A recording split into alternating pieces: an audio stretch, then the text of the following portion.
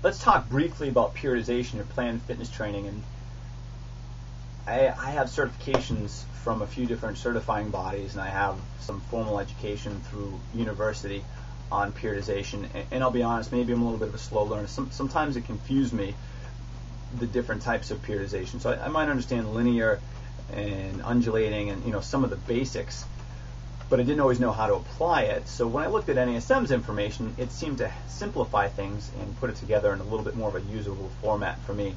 But the concept that they have put together in the Optimum Performance Training Model focuses on stability, strength, and then power. So 3 different levels of their program. Stability first is focusing on joint alignment, posture, control, minimizing muscular imbalances, working on grooving movement patterns, and the biggie, integrating the core with the arms and the legs.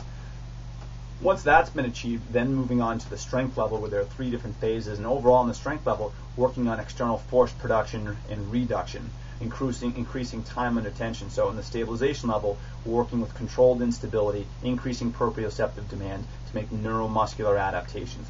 Up in the strength level, we're getting more physiological adaptations where there are cellular changes in the muscle, greater density to the bones, thickening of ligaments, even though that takes a while. But all these traditional resistance training type benefits that we have. But we want to make sure that we're working with the nervous system first to balance things out as best we can with the joint alignment in phase 1 before we jump into the strength level to focus just on the physiological adaptations. As we start to get higher up through the strength level and working on increasing volume or load, then we get into that max strength. We are starting to again get back into the neural activation of the larger type 2 muscle fibers, and then we get up into the power level, and power level is just neuromuscular. It's how fast can our nervous system produce, reduce, and dynamically stabilize force, and how fast can we shoot that force right back out of our body. Remember, energy can neither be created nor destroyed, so we want to store and release energy. We want to work with the elastic properties of the tissue. In order to do that, we have to have alignment, we have to have mobility, stability, coordination, we have to have the physiological changes to be able to handle the volume intensity of training that you might have to do, and more that neural or power training that we have up and down the line.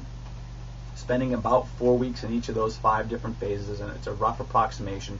Neuromuscular adaptation may happen in 2 weeks, it may happen in 12, based on someone's age, based on their gender, based on their training history, their sleep levels, their nutrition, their water intake.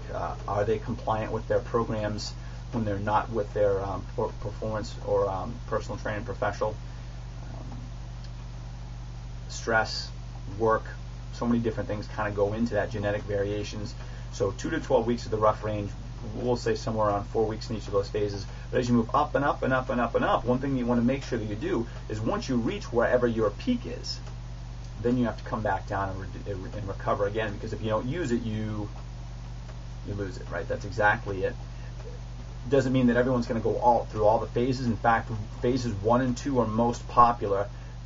Phase 5 probably fits in after that, and phases 3 and 4, they don't get used as much in the general fitness population. There are certainly niches that do so, and athletic populations that do, but in general health and fitness population, 1 and 2 are the most popular, followed by 5, and then you've got the 3 and 4 there too. But we want to work up to that person's peak, come down, recover, and keep working up again. Come down, recover, and keep working up again.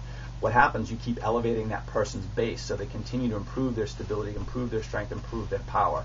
But don't spend too long in one phase, because we want to maintain the adaptations as best as possible. And then once we've gone through the model 2 or 3 times, ideally, could be done in shorter time, we can go to an undulating program where you're experiencing different phases of the model or different workouts even within the same week. You might not have as quick a gains in each of those phases, but the maintenance is going to be there, and in some cases we have seen people improving their stability, their strength, their power concurrently, along with completing multiple phases within the same week. But the concept is understanding exactly where someone is through the assessment, preparing the entire kinetic chain for the demands of the upcoming phases, and progressively and systematically moving someone along through their program. Once they've reached their peak, have them come back down and recover and march right back up that mountain again. And just think, if someone's going to hike Mount Everest, you don't just hike Mount Everest. You have to go up to somewhere around 12 or 14,000 feet, acclimate for a few days. Go up closer around 18, 20,000 feet, acclimate for a few days. And so all the way you work yourself up to the top, you've acclimated, and then you make your ascent. You don't stay up there at the top. You couldn't handle the dearth of oxygen you have up there, and then you come back down. Next time you climb Mount Everest, maybe it'll be a little bit easier. but we want to make sure that we're preparing our clients, patients, and athletes to succeed at their highest level by peaking them for events, peaking them for seasons, but then bringing them back for recovery and then ascending back up towards their peak again. This will allow them to burst through any plateaus that they ever have. One of the greatest, not greatest things, but a really cool saying about periodization that I like is a good trainer can break a plateau. A great trainer will see that plateau coming and change the client's program before they ever have to experience it. So a good trainer will break a plateau. A great trainer will prevent that plateau from ever happening by changing the program in a systematic manner.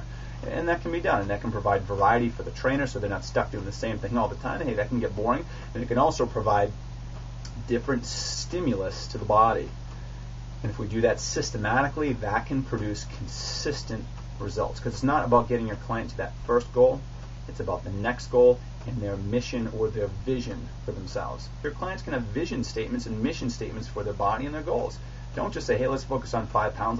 Let's not just focus on this 10K race. But what about goals in 3 months, 6 months, 12 months, 3 years, 5 years, 10 years, lifelong goals and things to chase.